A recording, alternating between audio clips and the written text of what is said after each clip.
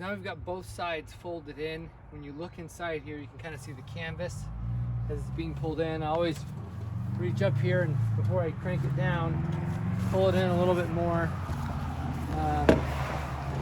just so it is a little bit flatter, it lays a little bit nicer. And then we're going to head to the back and start cranking it down about 2/3 of the way. Open this up.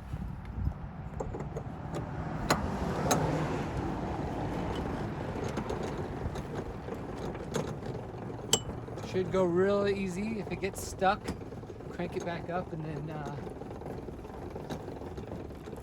refit everything. So we've got about, again, a foot here. Now we're going to go around and we're going to stuff everything back in and just stuff it real gently so the canvas doesn't rip. You're welcome.